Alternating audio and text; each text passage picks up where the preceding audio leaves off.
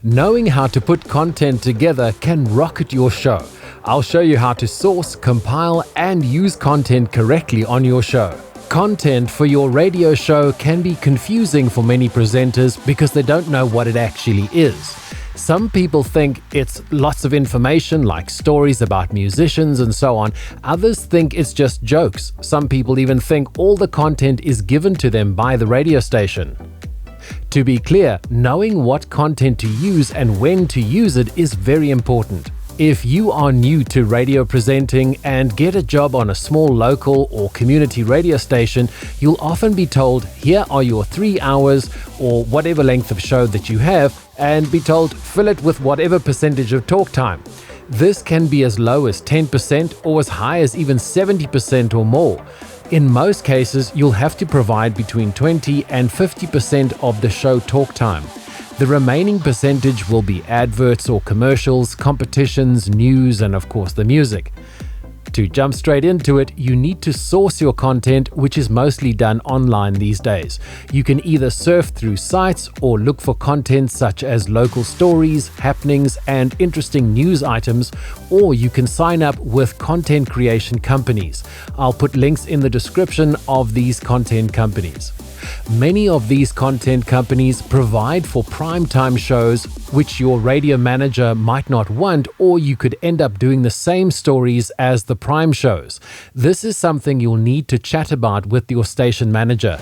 The last thing you want is to have conflicts with your station's prime presenters. The main difference between prime shows and off-peak shows is that the content for prime shows are more up-to-date topics that are the latest hot trending stories, like news-related items or hot gossip or other very recent hot stories. These include jokes and hot scoops about the stories. If, for example, you have an early show at, say, 5 a.m. and you do a story that a breakfast presenter will be doing at 6 a.m., you'll have a huge conflict coming your way.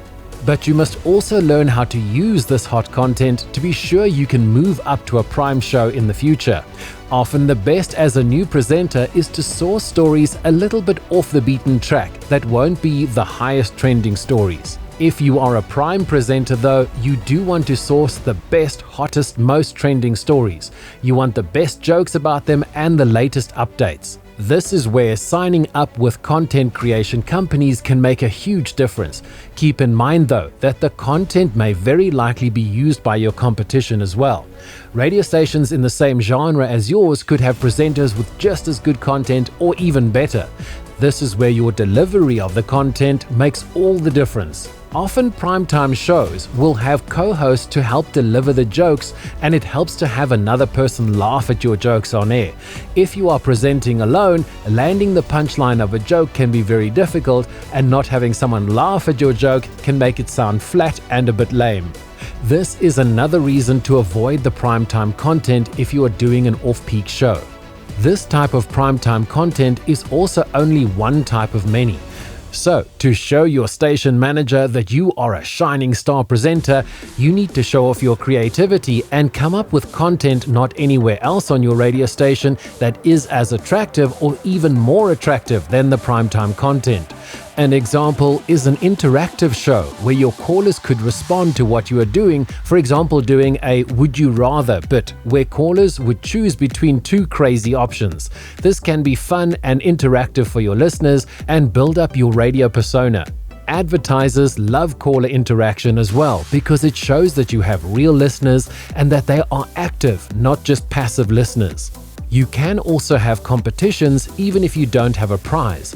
Often listeners just want people to know that they are the winner or the smartest person, etc. So for example, having the brain of the day type of feature where just being able to figure out the answer to a question, like a brain teaser or riddle, can have the person named the brain of the day, or whatever title you're going to use.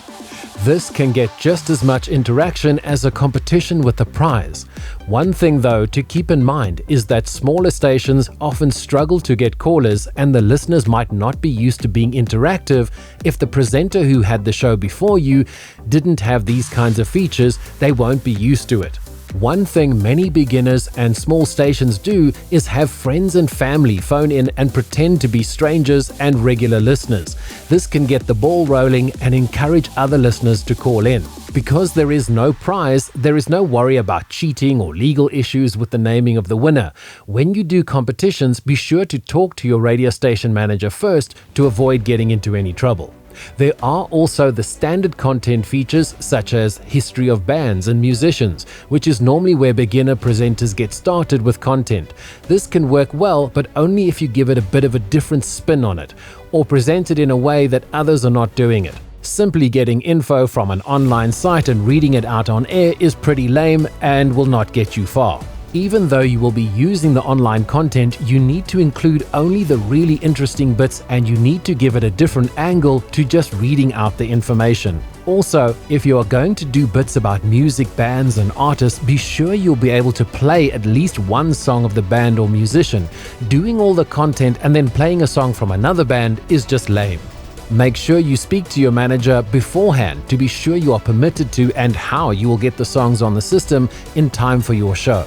Interviews can make great content, but this once again is often reserved for prime shows or other semi-prime shows such as afternoon and night shows.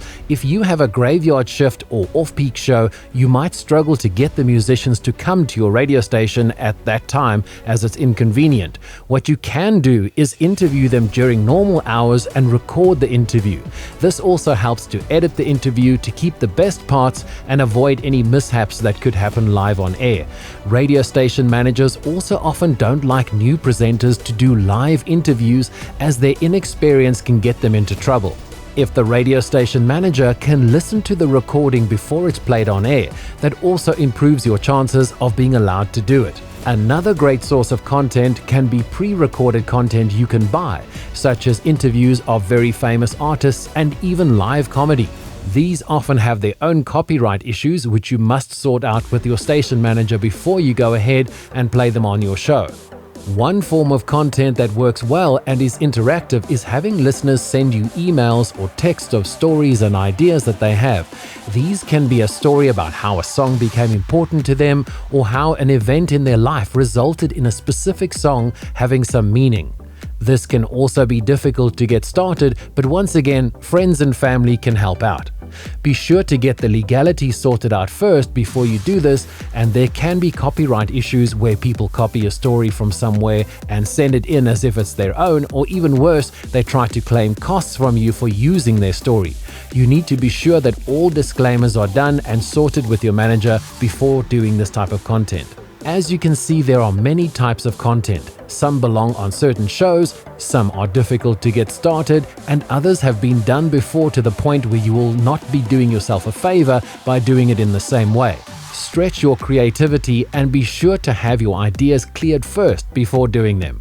Make sure you prepare your show well in advance. Doing it just a few hours before your show is not good, and you can end up having a mishmash of lame bits, and even worse, you might not finish it in time and end up missing bits you should be doing as a regular feature, and you might just end up with too little content. This is where you need to be organized as a presenter. Being organized with your content can also impress your station manager. Next, you need to improve how you speak as a presenter, not just how you sound. So check out this next video on how to improve your presenting skills. Be sure to subscribe to be notified when it's ready.